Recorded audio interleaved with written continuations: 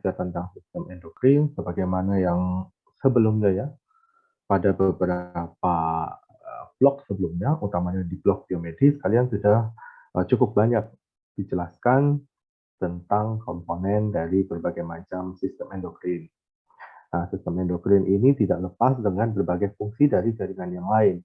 Nah, misalkan dengan sistem saraf, ya, sistem saraf, kemudian ada juga tentang hubungannya dengan sistem reproduksi dan sebagainya. Jadi mempelajari sistem endokrin ini juga sebenarnya tidak bisa kita kesampingkan bahwa ada hubungannya yang jauh lebih besar dengan berbagai lain.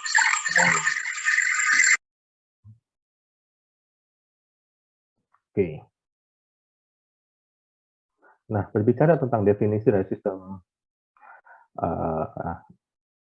endokrin, ya, kita kecilkan terlebih dahulu tentang definisi dari endokrin itu sendiri. Kalau kita berdiskusi tentang endokrin, ini sebenarnya sudah didapatkan di blok 2, bagaimana sel itu dapat berkomunikasi. Salah satu caranya adalah dengan mekanisme endokrin tersebut, ya, melalui kelenjar endokrin. Nah, kelenjar endokrin ini tidak memiliki saluran keluar, ya, tidak memiliki saluran keluar, atau kita sebut sebagai ductus excretorius, yang kemudian dapat berkembang sebagai bagian dari invaginasi dari epitel. Nah, asalnya selalu dari epitel yang kemudian membentuk suatu ductus, ya, sehingga inilah yang kemudian dia tidak memiliki area keluar. Ya, dia produk-produk atau hasil produksi ya atau sekretnya itu tidak memiliki jalur keluar. Artinya kalau dia tidak memiliki jalur keluar, maka produk yang dihasilkan atau hasil sekresinya harus dibawa melewati pembuluh darah. Sehingga dari sistem endokrin ini, dari kelenjar endokrin ini, dia dapat ditransferkan melalui pembuluh darah hingga ke sel target ataupun organ target yang berada jauh dari dirinya.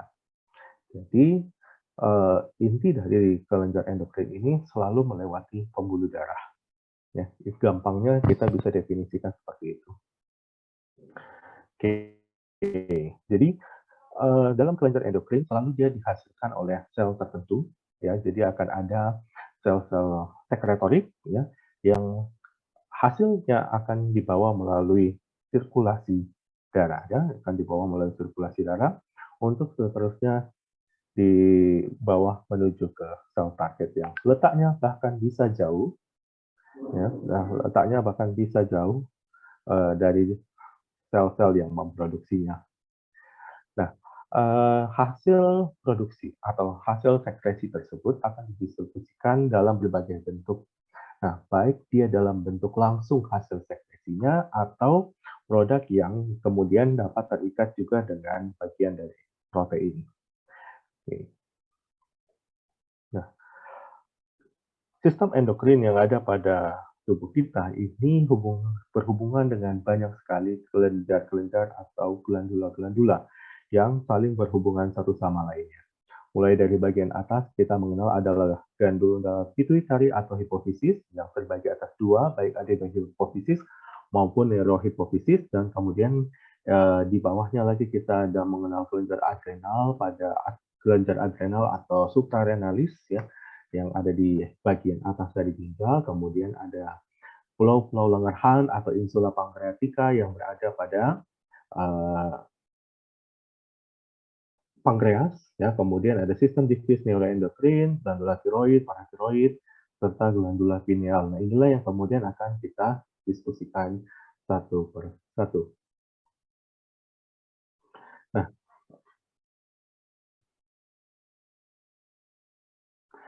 kalau kita bicara tentang kelenjar endokrin, ya, kita juga dapat berbicara tentang asal-usul dari kelenjar endokrin itu sendiri. Nah, kalau kita sebut asal-usulnya, dia ini berarti paling utama dia sebagai bagian invaginasi dan kemudian kehilangan kontak dengan bagian-bagian utamanya. Nah, bagian kontak dengan bagian-bagian entomanya, misalkan ada ektoderm di bagian mulut dan ada endoderm pada bagian ususnya, ya. Ini yang kemudian menjadi asal-usul dari bagian endokrin, selalu beramula dari epitel. Nah, Lalu kita juga dapat melihat struktur histologis dari satu kelenjar endokrin.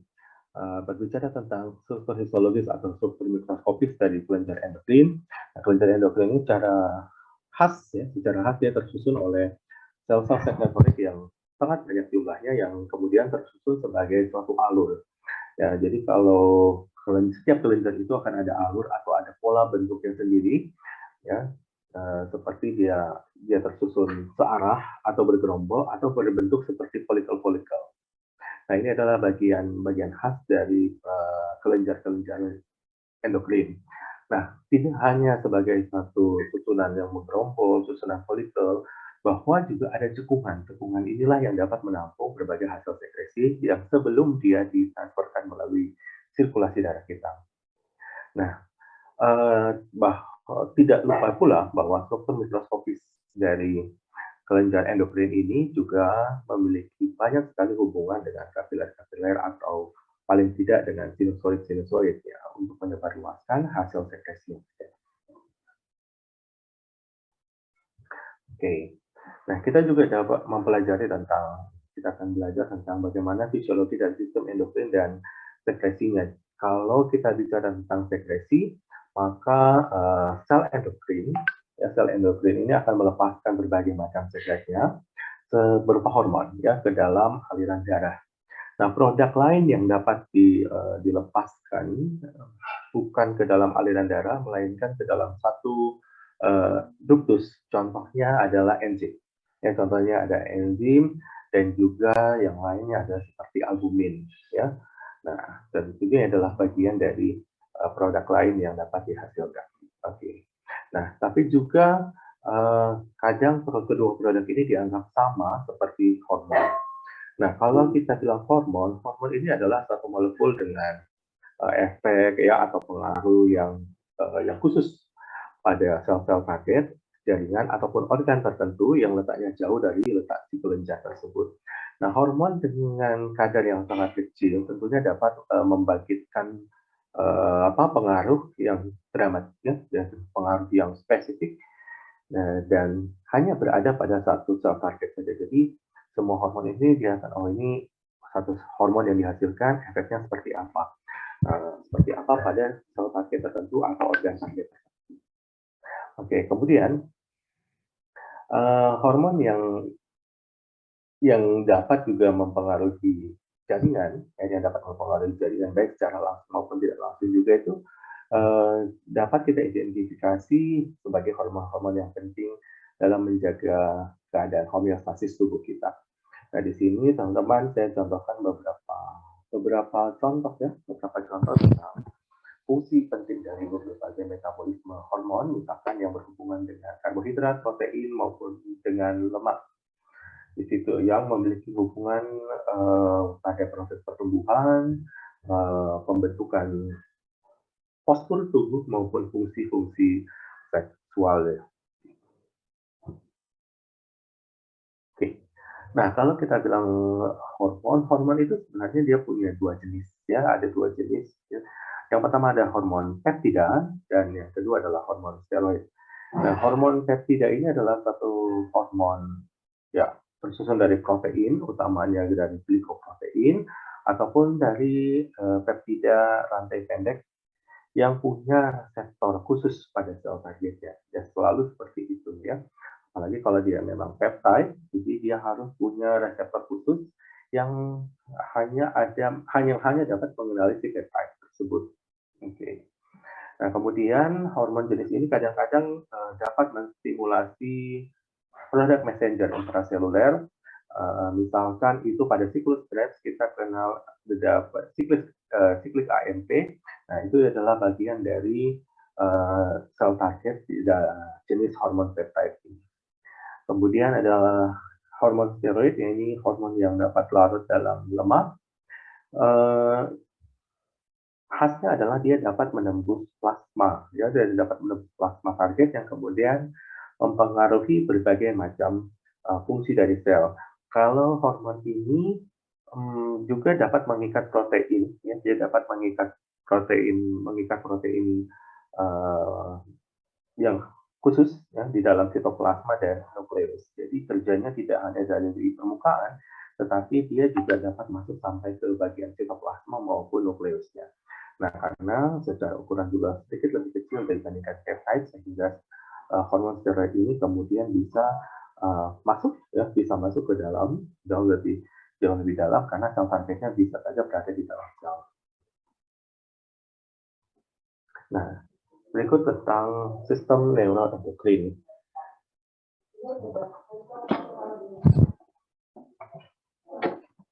Sebentar.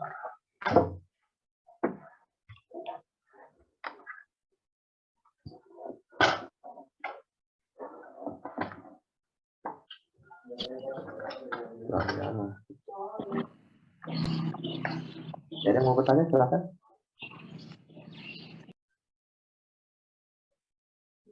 Nurajita, kalau mau bertanya, silakan. Tidak ada?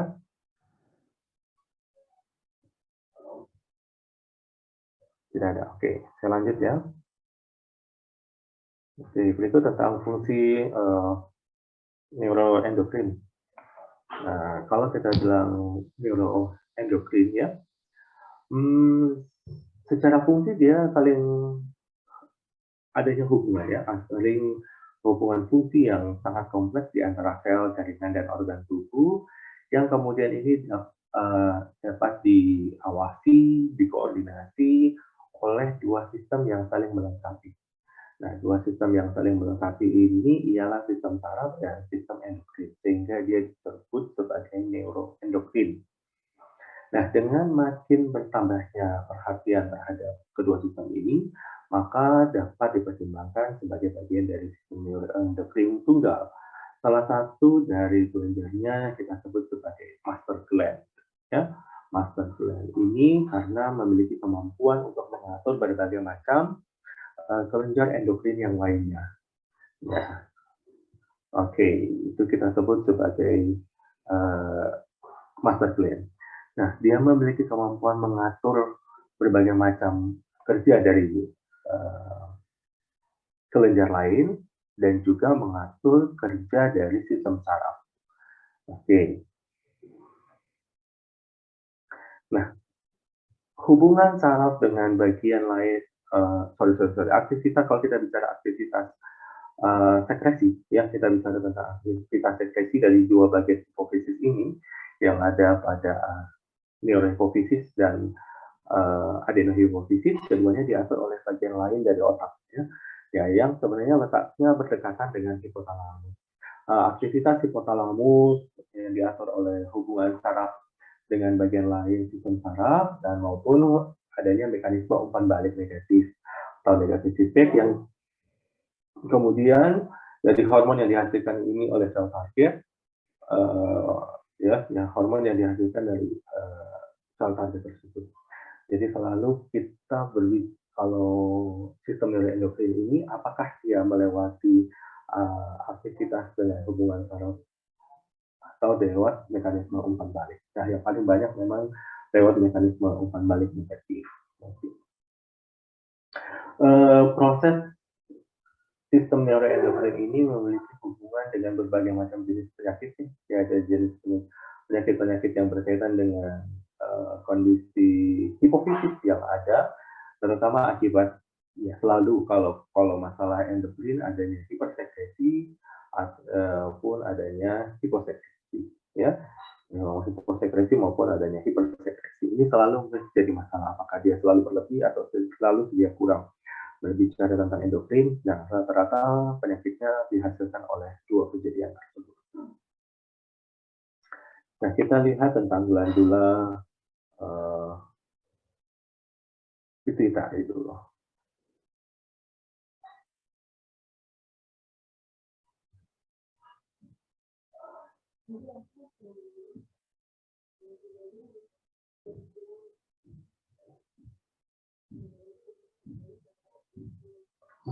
Ada yang hilang ini. Oh iya, apa-apa.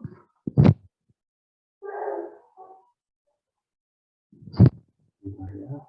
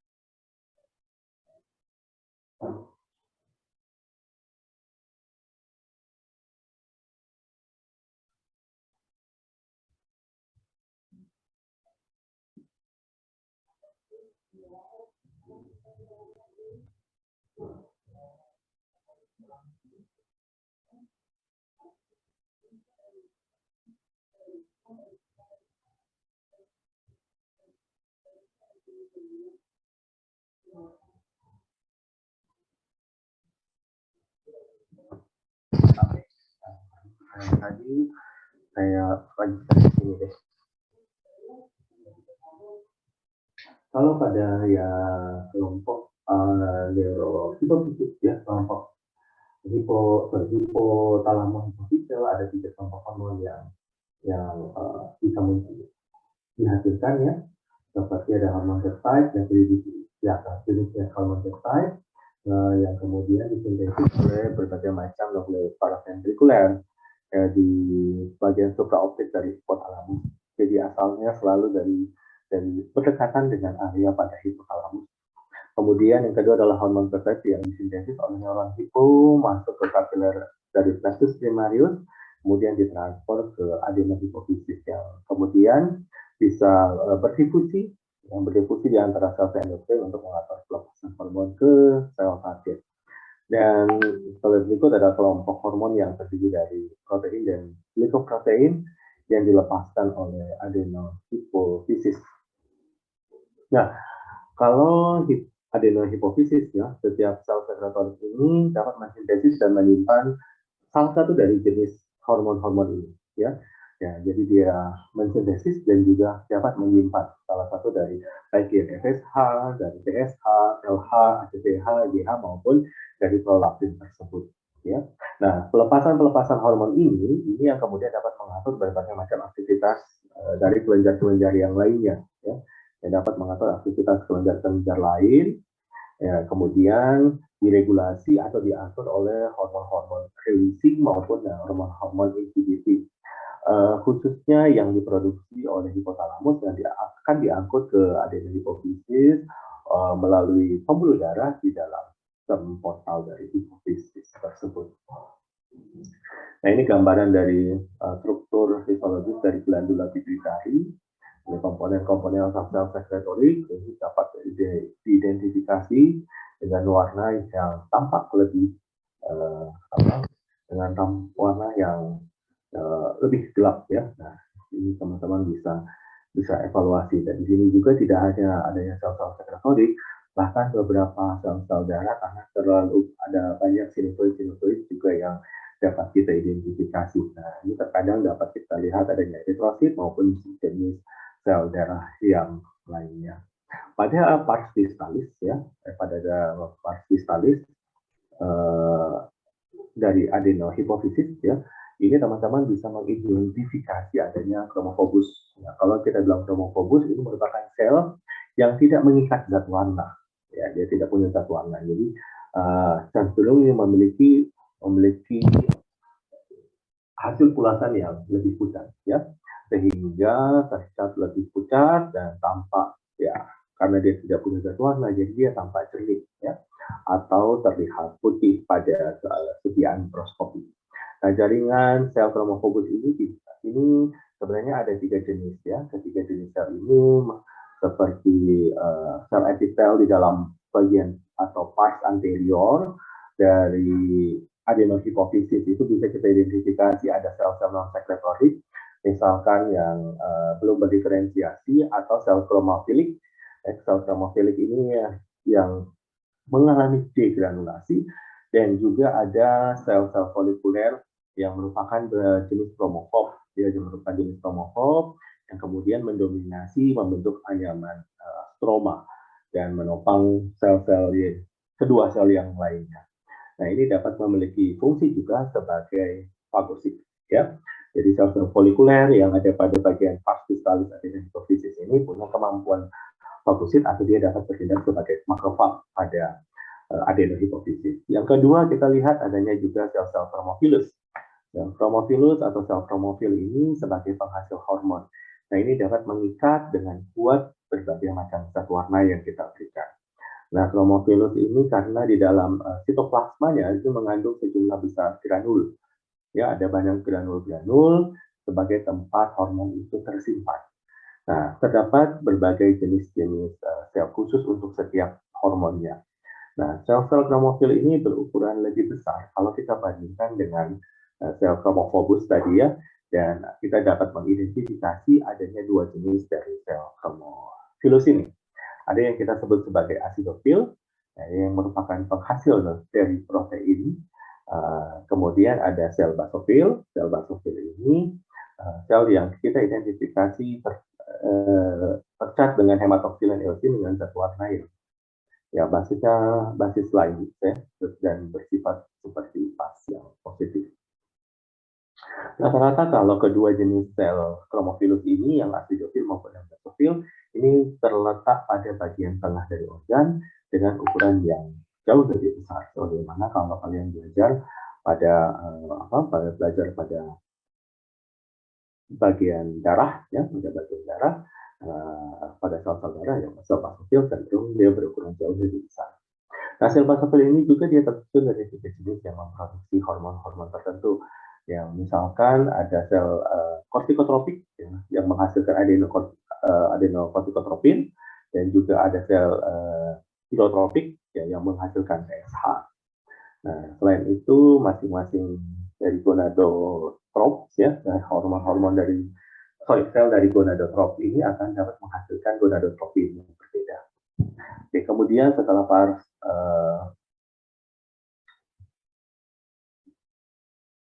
distalis sebenarnya ada ini dulu ya, saya jelaskan yang ini dulu.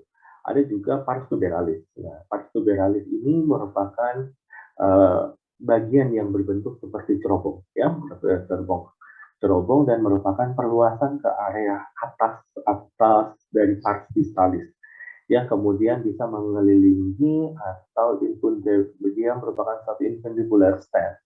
Nah, gambaran histologisnya sama dengan bagian distalis, ya. Namun isinya sebagian besar adalah sel gonadotrop. Nah, pars tuberalis ini penuh dengan berbagai macam kapiler darah dan plexus capillaris yang jadi jauh lebih banyak pembuluh darah kecil. Nah, oke. Lalu ada pars intermedia. Nah, pars intermedia ini adalah bagian yang tampak seperti pita ya, pita jadi hanya cenderung lebih kecil ya secara ukuran. Bentuk adenohipofisis di antara pars distalis dan pars nervosa. Pada manusia ini tidak berkembang ya. Pars intermedia ini kemudian mengandung kita sebut sebagai catechista. Catechista ini berupa suatu ruang-ruang kecil yang irreguler secara bentuk dan berisi koloid ya. Karena dia berisi koloid, jadi ini dapat saja membesar ataupun juga dapat saja mengecil. Nah, pada pars intermedia ini mengandung kelompok dan alur-alur dari sel-sel basofil ya, atau juga melanotrop yang memproduksi melanocyte stimulating hormone. Okay. Nah, kondisi-kondisi komponen dari adenohipofisis ini bagian juga dari satu mekanisme umpan balik negatif, ya, bagian dari mekanisme umpan balik negatif terhadap produk sekresi hipofisis. Oke.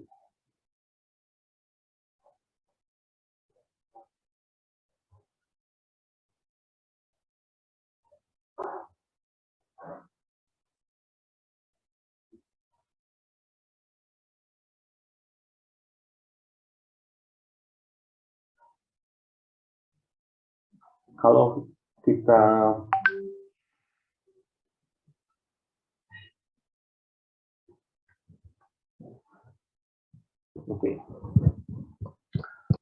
kalau kita bicara tentang umpan balik negatif, nah selalu kita akan berbicara awalnya adalah hipotalamus. Hipotalamus ya tadi dapat mensintesis berbagai hormon-hormon tyrotropin releasing hormon ini pada bagian anterior pituitary, kemudian dapat merangsang berbagai macam hormonnya kelenjar yang lainnya.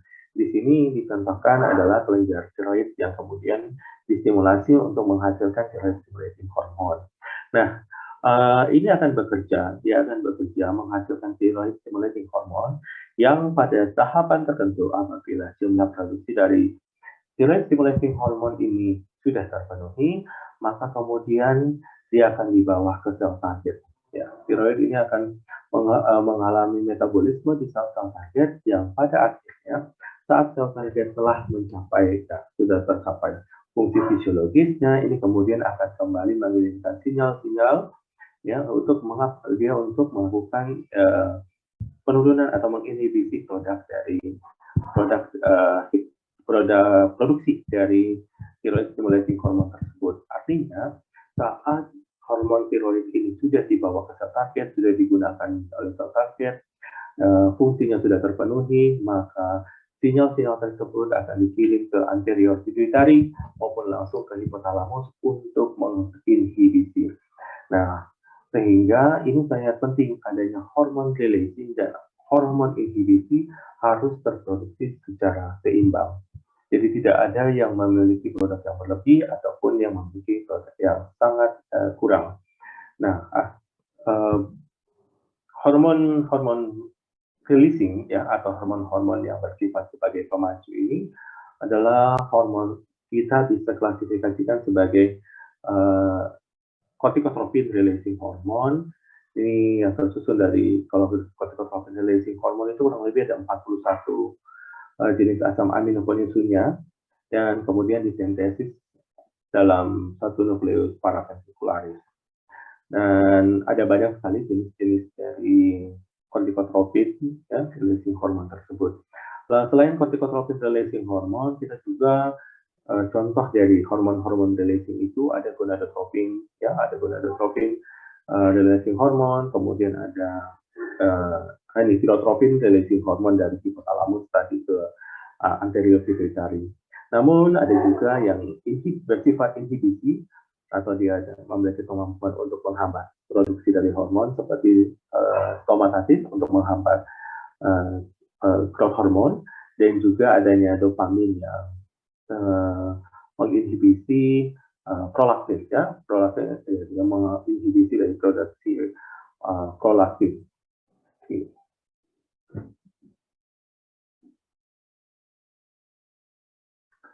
Nah, kalau produksi dari berbagai macam hormon adenohipofisis, sebenarnya ini saya mencoba meringkas ya. Di slide ini saya coba meringkas bagaimana mekanisme fisiologis dari organ kelenjar endokrin ini dalam menghasilkan, khususnya pada adenohipofisis, dalam menghasilkan, dan juga secara umum secara keseluruhan adalah aktivitas fisiologis yang terjadi. Misalkan pada neuron dan nukleus pada hipotalamus ini, dia akan mensintesis dari hormonnya, dia akan mensintesis hormon penghambat dan hormon pemacu, ya, mau releasing, mau inhibiting, yang berada dan selain dia produksi, dia sintesis, dia juga harus mengemasnya. Karena kalau kita bicara hormon, ini adalah bagian protein. Protein itu harus dikemas dulu supaya dapat menjadi bagian protein yang fungsional. Nah, inilah kemudian dia harus mengemasnya di bagian dalam vesikel neurosekretoris. Nah, inilah yang kemudian vesikel neurosekretoris ini yang dapat dikirimkan ke berbagai macam kelenjar endokrin yang lain untuk memproduksi. Nah, selain itu, neuron ini akan mengangkut vesikel neurosekretoris tersebut dibawa ke dalam akson dari traktus tuberoinfundibularis. Ya. Nah, dia akan dibawa ke dalam akson tersebut. Nah, dan traktus hipotalamo-hipofisialis ke akson terminal. Nah, mungkin masih ingat tentang kerja dari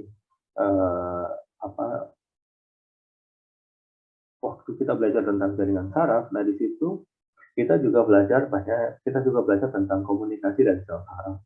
Nah, karena ini bagian dari hipotalamus, ya, hasil produk dari hipotalamus, dan di situ ya lewatnya melalui saraf, maka dia harus dikirimkan lewat akson terminal.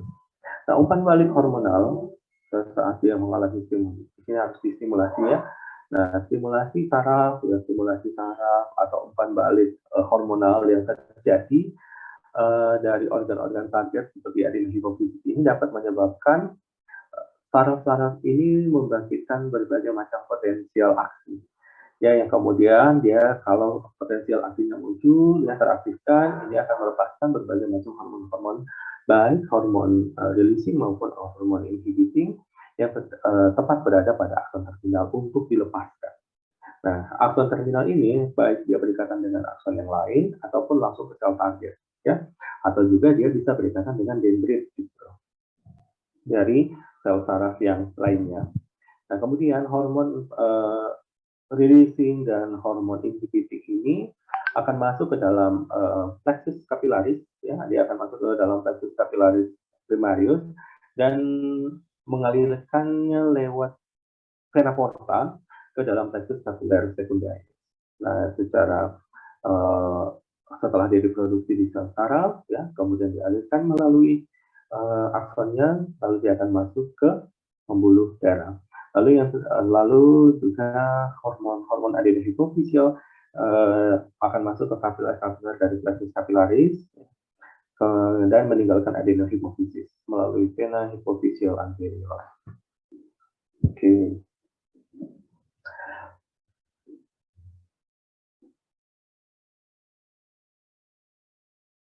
Berikut kita lihat tentang neurohipofisis. Nah, kalau dibilang neurohipofisis, dia ada 3 komponen, ya, ada 3 komponen struktural, ya, ada 3 komponen struktural.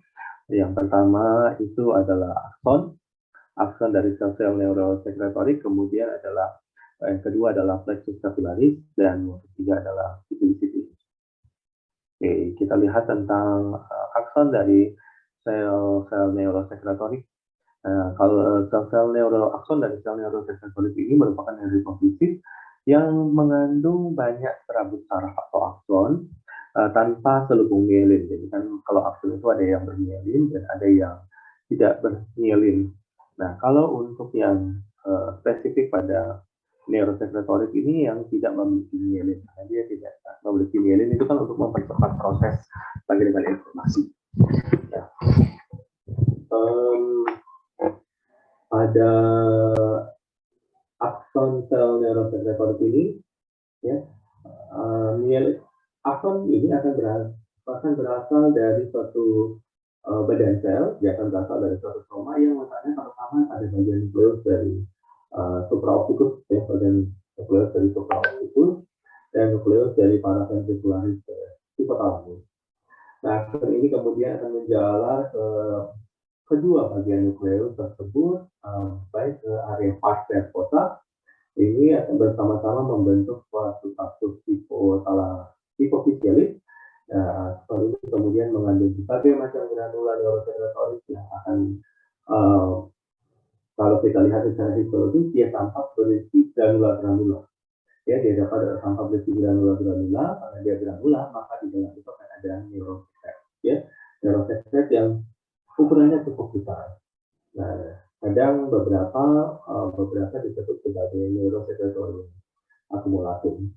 Nah, apa yang dibawa oleh sekret tersebut itu merupakan material dari neurosekretorik yang terdapat di dalam granula. Nah, contohnya apa? Ada hormon neurohipofisial, ya, hormon neurohipofisial seperti ada oksitosin di situ, ya, ada oksitosin. Kemudian oksitosin ini bermanfaat pada saat memacu kontraksi otot polos setelah proses kelahiran anak, ya, sehingga akan mengembalikan bentuk dari rahimnya. Kemudian kedua adalah hormon antidiuretika, nah, yang merupakan satu peptide yang disintesis oleh sel-sel nukleus supraopticus yang memacu reabsorpsi air oleh ductus vallecicus renalis. Oke, kemudian contoh lain atau jenis lain ini adalah neurofisin. Ya, neurofisin ini adalah protein yang mengikat kedua jenis hormon neurohipofisis tersebut, dan yang ketiga juga harus ada adenosin trifosfat atau ATP. Yang bagian kedua adalah plexus capillaris fenestratum. Ini terdapat bagian yang mengelilingi akson ya untuk menerima berbagai macam produk hasil tekstil di bagian terminalis utamanya. Nah, tidak hanya itu, bahwa di bagian kapilaris respirator ini juga banyak kita identifikasi adanya kapiler darah yang menerima produksi ventrikuler dan membawanya ke sirkulasi. Lalu ada pitus-pitus, ini merupakan satu sel-sel glia yang bercabang-cabang dan dapat menopang akson tanpa selubung-selubung mielin tersebut. Jadi kalau ya sel glia ya, kalau di otak kita sebut mikroglia sebagai sel makrofagnya, dan pada neurohipofisis juga memiliki sel makrofag berupa pitus-pitus. Kemudian kita lihat dengan produksi hormon neurohipofisis di sini. Nah, ini adalah kembali saya mencoba membuat bentuk ringkasnya bahwa produksi hormon neurohipofisis ini diawali dengan neuron yang berada di dalam nukleus supraoptikus dan nukleus paraventricularis hipothalamikus, dan masing-masing akan mensintesis hormon ADH dan sitokin. Nah, neuron-neuronnya ini kemudian akan dikemas ya, hormon tersebut dengan neurofizin dan ATP di dalam vesikel neurosekretornya. Dan vesikel-vesikel ini kemudian akan ditransportasi oleh neuron dengan melalui akson menuju bagian bawah di dalam traktus hipotalamus hipofisiaris ke akson terminal di antara kapiler-kapiler darah pada bagian pars nervosa. Dan pada stimulasi yang tepat, sel-sel neurosekretor ini akan mengikat berbagai macam potensial aksi sepanjang aksonnya dan menyebabkan terjadinya eksostosis di isi vesikel pada akson terminal. Sehingga dia akan keluar, akan dirilis ke sel-sel target atau sel yang ada. Kemudian yang kedua adalah glandula suprarenalis atau adrenal ya. Disebut suprarenalis karena dia berada pada bagian atas dari ginjal kita, sehingga disebut sebagai suprarenalis. Nah, dia memiliki dua jumlahnya, sebagaimana juga jumlah dari ginjal kita. Nah, gambaran umum dari sel-sel sekretoris hormonal ini, sel-sel endokrinolositusnya ini kita lihat tentunya ya. Struktur endokrinolositus ini akan memberikan suatu prediksi atau dugaan tentang struktur ultra dari endokrinolositus ini sebenarnya, yang memproduksi hormon steroid yang kemudian mengandung berbagai macam banyak didapat dengan retikulum endoplasma yang tidak bergranula dan lebih banyak dibandingkan dengan retikulum endoplasma lalu yang bergranula. Nah, sebaliknya di dalam gambaran sel-sel sekretoris hormonal ini juga yang pada suprarenalis, kita juga dapat mengidentifikasi adanya endokrinolositus yang memproduksi berbagai macam hormon peptide utamanya yang mengandung retikulum endoplasma granulosa dalam jumlah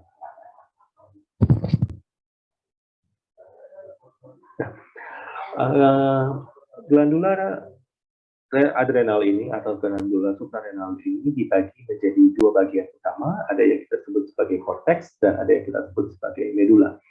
Nah, bagian atas kita sebut sebagai korteks, teman-teman bisa identifikasi.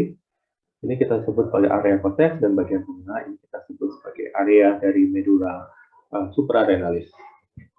Nah, pada bagian korteks ini kita dapat mengidentifikasi beberapa area. Ya, pada bagian korteks ini juga merupakan asal embrionik dari korteks adrenal ini, ya. Nah, yang berasal dari mesoderm, kulum intermedia. Jadi, ya, kalau kita mengingat kembali 3 lapisan embrio, maka ini perkembangannya berasal dari lapisan mesoderm yang ada. Nah, struktur kelenjar ya, atau struktur kelenjar pada saat dewasa, sel-sel kelenjar ini pada konteks adrenal memiliki struktur yang khas sebagai penghasil hormon steroid, ya. Nah, korteks adrenal selalu dibagi menjadi 3 zona yang kita sebut sebagai zona glomerulosa, zona fasciculata, dan reticularis. Oke, jadi ini terbagi 3 zona utama. Kita lihat yang pertama adalah zona glomerulosa. Oke. Nah, di sini teman-teman bisa lihat juga pembagian zona ini sekaligus dengan gambaran dari sel-sel dari setiap zonanya, ya.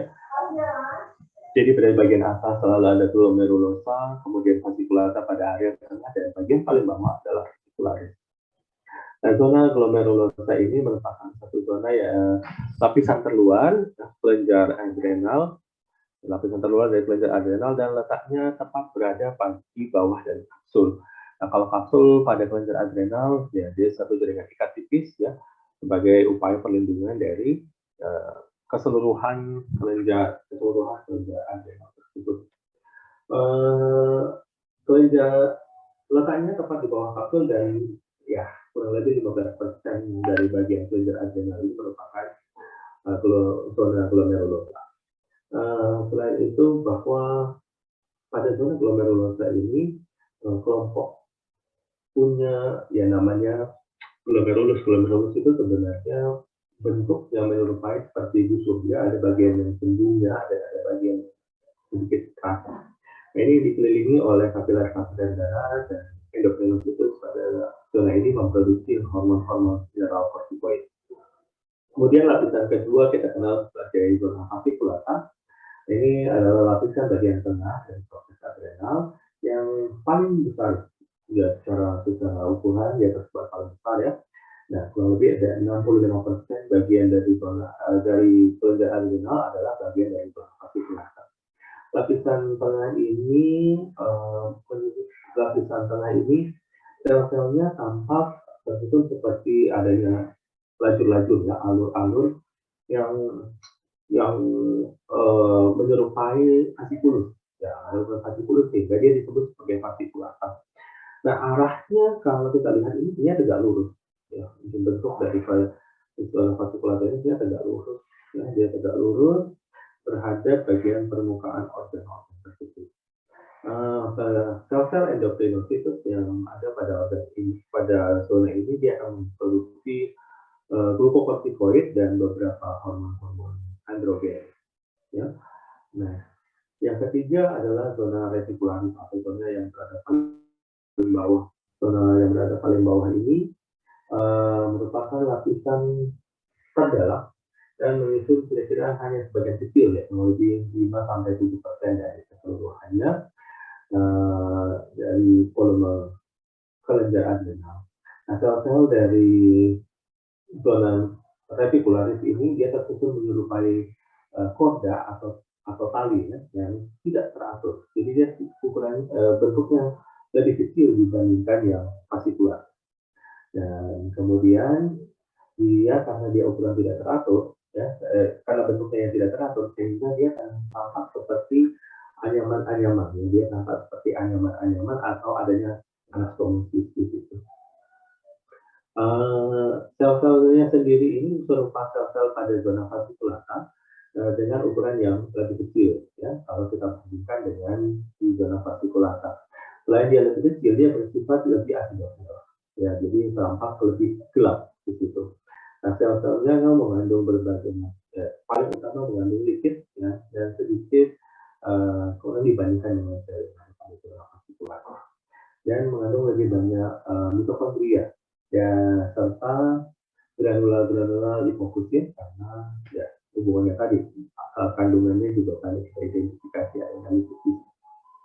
Pada zona reticularis dan zona fasciculata ini tampak membentuk suatu bagian yang kita kenal sebagai zona fungsional ya, sebagai zona fungsional tunggal dengan zona reticularis. Nah, di sini zona reticularis ini dia akan memproduksi sebagian besar dari glukokortikoid dan androgen adrenalis, dan pada area fasciculata utamanya dia akan memainkan peran zona reverse yang tadi saya sebutkan ada bagian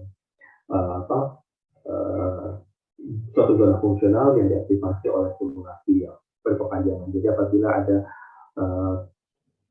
ada aktivitas yang berkepanjangan pada zona ini, maka di sini akan memainkan satu peran zona reverse ya, untuk stimulasi tersebut.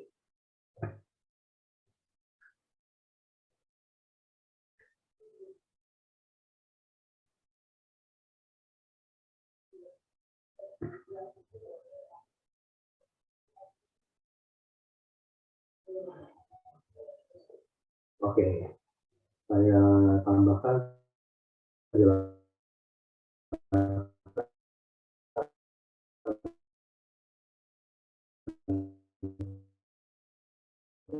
fungsi normal ya jenis materi utama yaitu mineral positif.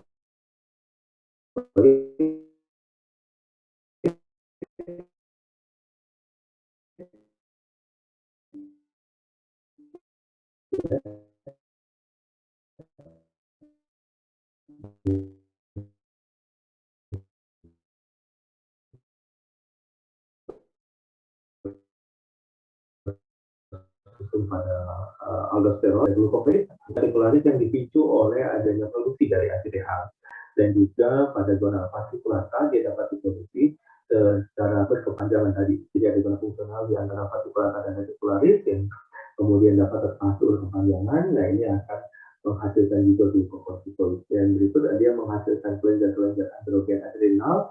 Ya, kelenjar androgen adrenal ini terutama tersusun oleh adanya dehidrogenerasteron yang disekresi saat munculnya respon dari ACTH pula. Nah, tidak hanya itu, pada zona retikularis, ya, pada zona retikularis dia juga akan sangat dipengaruhi oleh berbagai macam testosteron, ya, juga dapat dipengaruhi berbagai macam testosteron. Nah, ini gambaran pada medula adrenal. Kita lihat ada kelenjar pada ada bagian korteks dan medula. Nah ini kalau pada medula, asal mula dari medula ini pada area crista neuralis. Jadi berbeda dengan pada bagian korteks yang pada dia muncul dari mesodera, ini munculnya dari crista neuralis. Nah, struktur medula ini dia tersusun atas sel-sel yang bersifat kromatin dan sel-sel ganglion. Nah, sel-sel yang kromatin ini atau kita sebut sebagai sel-sel kromatin itu juga bisa kita sebut sebagai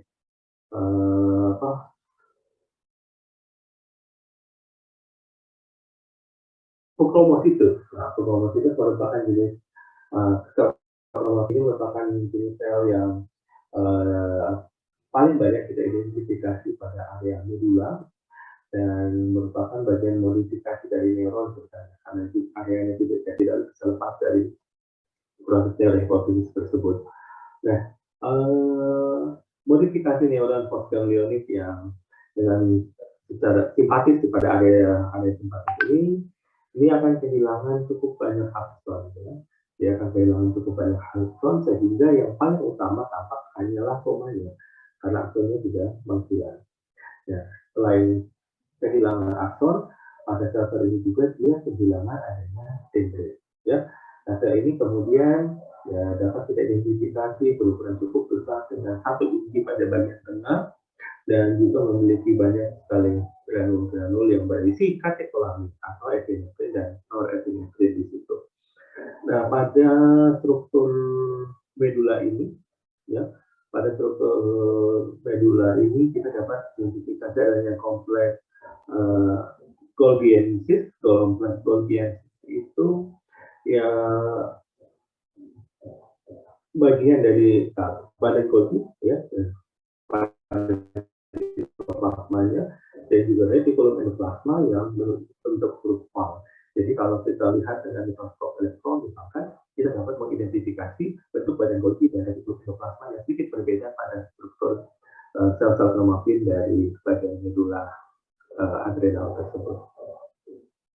Di bagian ini dia memiliki banyak sekali zat warna atau zat kromio, di sana ya namanya saja kromafil ya, jadi akan banyak zat warna tersebut dan dia akan bersintesis serta melepaskan berbagai macam katekolamid. Ya. Lalu ada sel-sel ganglion, yang sel-sel ganglion ini beberapa sel ganglion utamanya yang bersifat parasimpatis ini dapat teridentifikasi pada bagian medula renal. Nah, kalau fungsi ya, secara fungsi dari medula adrenal ini yang mencakup produksi untuk katekolamid baik epinefrin maupun norepinefrin. Yang produksi ini, kedua produksi epinefrin ini muncul sebagai akibat proses simpatis dari adanya stimulasi ganglion simpatis, misalkan dipicu oleh faktor stres misalkan. Nah, maka kedua hormon ini juga bisa dihasilkan. Selain itu,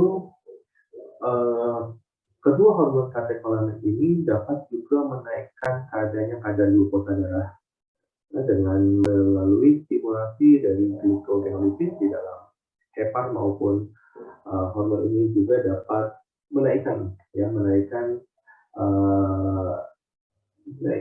aliran darah ya ke jantung, sehingga pada klinisnya epinefrin ini juga digunakan untuk meningkatkan pacu darah pada saat terjadinya henti jantung ya pada terapinya. Oke. Makanya kamu kalau kayak di baksos ya di sunatan selalu disediakan epi.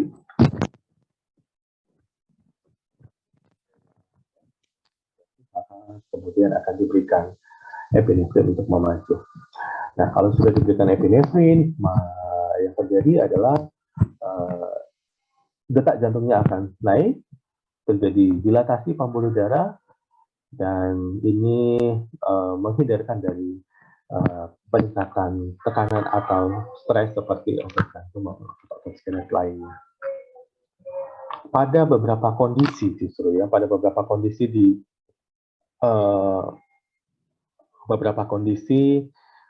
contohnya seperti adanya hipersekresi dari sel-sel kromafil ini dapat memicu peningkatan faktor stres, produksi faktor stres di tubuh secara umum ya, di tubuh secara umum karena dia dapat melewati pembuluh darah tadi. Nah, karena pembuluh darah tadi produksinya akan sangat cepat kalau dia terjadi hipersekresi. Nah, kemudian yang kedua kita lihat tentang insula pankreatika. Mungkin di waktu kalau kita bicara pankreas, kamu sudah dapat di blok digestif ya, waktu di blok digestif kita belajar tentang pankreas. Namun kita ingat lagi bahwa pankreas ini memiliki dua area ya, ada area endokrin ya, ada area eksokrin. Nah, di sini kita spesifik bicara pada area eksokrin. Kalau endokrin, yang eksokrin kemarin itu pasti sudah dibahas di sistem pencernaan. Oke. Nah, insula pankreatika ini merupakan bangunan khusus atau struktur khusus menyerupai sel-sel endokrin ya, karena dia terdapat banyak sekali endokrinositus di dalamnya dan tersebar pada area-area pankreas. Nah, pada perbesaran lemak teman-teman bisa identifikasi area yang terpulas lebih terang atau lebih pucat. Nah, inilah yang kita identifikasi sebagai insula pankreatika atau teman-teman dikenal sebagai pulau-pulau Langerhans. Nah, di dalam insula pankreatika ini, ini punya perkembangan sel endokrin yang berasal dari berbagai macam ductus yang memiliki kurang lebih 300 sel sekretori dalam satu insula pankreatik tersebut. Jadi ada sangat banyak jumlah sel sekretorik dalam satu struktur tersebut. Namun tidak semua struktur itu memiliki langsung 3000 tidak. Ya, karena kita lihat juga dari sisi ukuran dari sel insula pankreatika tersebut.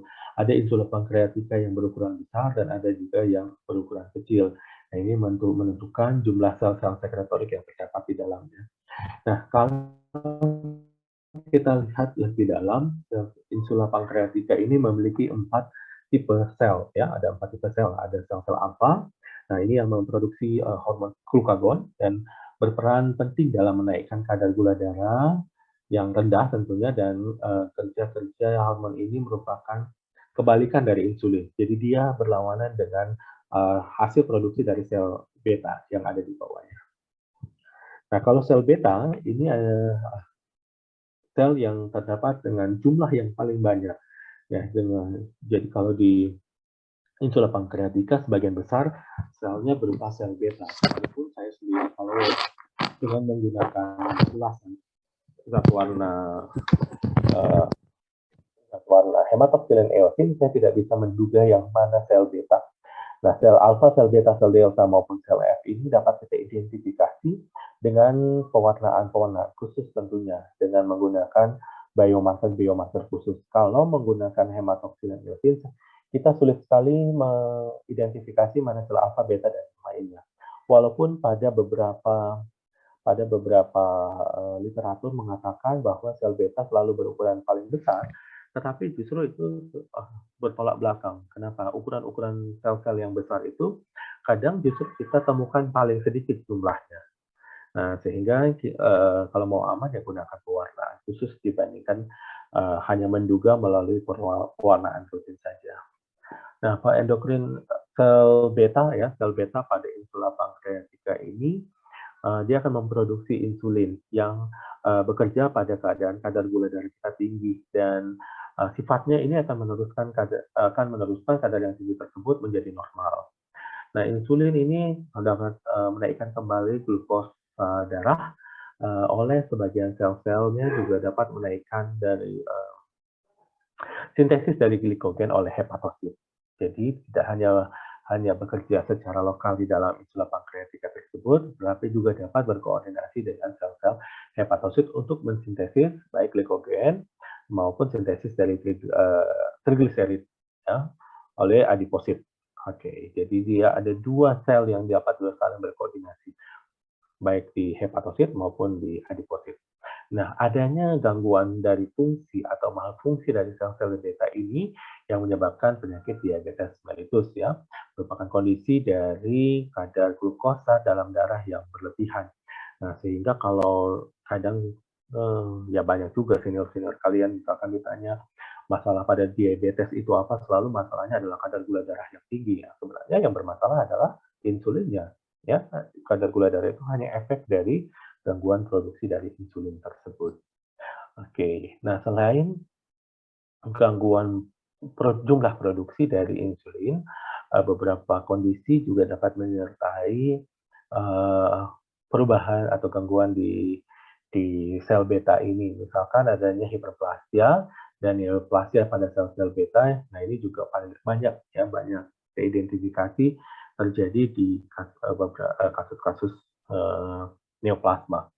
Nah, yang menariknya adalah bahwa pankreas ini merupakan organ dengan tingkat proliferasi sel yang paling tinggi. Artinya kemampuan dia memperbaiki diri, kemampuan dia untuk memperbanyak sel, ya, siklus selnya ini jauh lebih tinggi dibandingkan organ-organ yang lain. Sehingga apabila di sini terjadi kondisi neoplasma, maka progresivitasnya akan sangat tinggi pula. Oke, progresivitas akan sangat tinggi pula. Ini tentu tidak berdampak, tentu akan berdampak buruk, ya. Hasilnya tidak baik-baik saja. Dia akan berdampak buruk terhadap progresivitas neoplasma tersebut. Kemudian ada sel delta. Sel delta ini kita sebut juga sebagai endokrinositus delta, ya, atau somatostatin yang akan menekan pelepasan insulin. Ya, kalau tadi sel alfa berlawanan kerjanya, nah ini sel delta ini justru dia akan menekan produksi dari insulin yang ada. Dia akan menekan insulin, menekan glukagon, dan hormon-hormon pertumbuhan yang diproduksi oleh sel delta itu sel delta itu sendiri. Nah, sel delta ini juga dapat memproduksi gastrin yang memacu berbagai macam sekresi kelenjar di dalam mukosa, ya, di dalam mukosa saluran pencernaan kita. Jadi kalau kemarin belajar di saluran pencernaan, ya, belajar di usus, di situ di usus, ya, sel-sel pada sel-sel usus itu hasil sekretnya juga dapat berupa gastrin. Nah, gastrin ini terkoordinasi dengan kerja dari sel-sel delta, ya. Nah, dia ini aktivitas produksi dari gastrin yang berlebihan tersebut ini uh, yang diproduksi dari sel-sel parietal pada mukosa lambung misalkan. Nah, ini yang dapat memicu terjadinya ulkus peptikum. Nah, hasil sekresi dari sel delta inilah yang kemudian dapat mengantisipasi kerja produksi dari gastrin tersebut. Lalu ada sel F atau BP sel P, ya. Sel ini mensekresi polipeptide pankreatika yang dapat menghambat bagian kerja dari partai eksokrin. Nah, jadi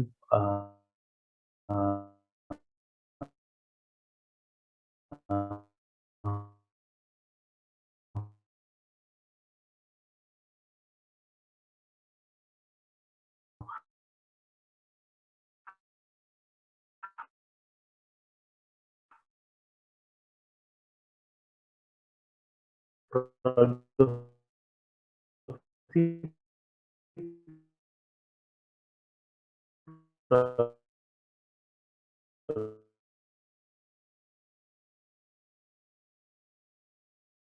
vertikal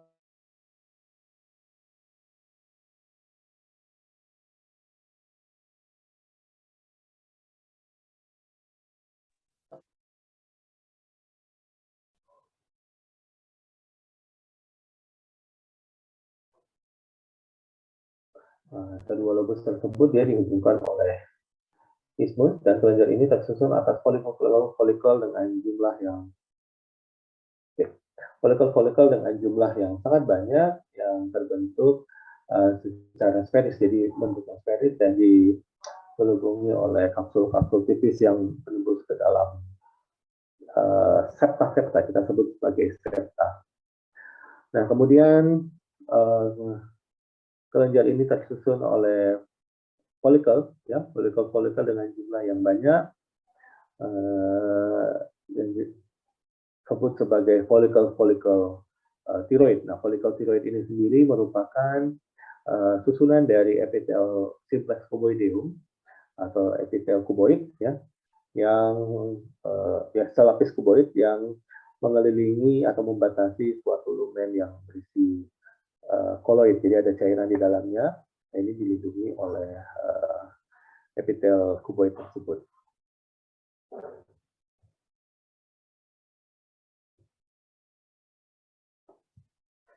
Oke, sel-sel folikel tiroid ini yang kita lihat dari sisi struktur, ya. Bentar, ambil charger dulu.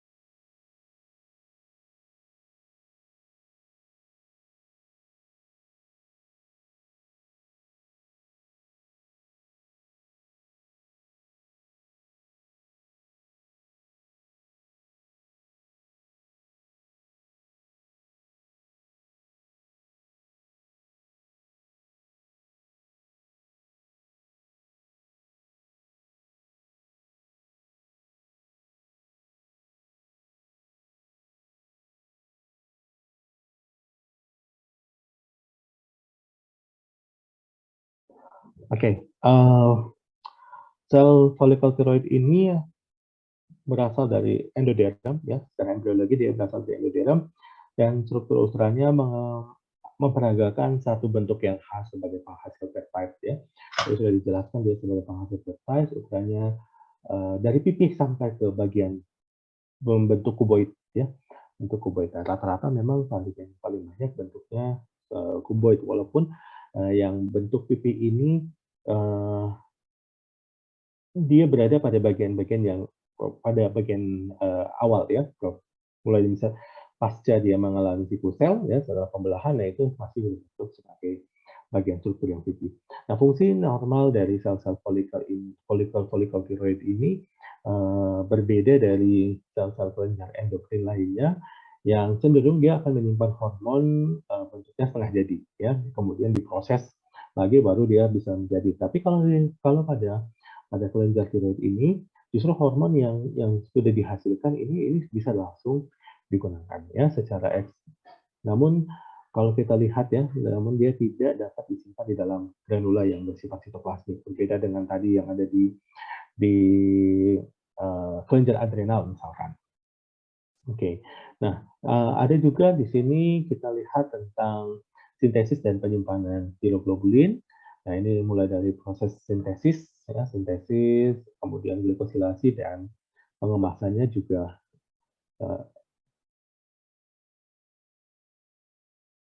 Oke.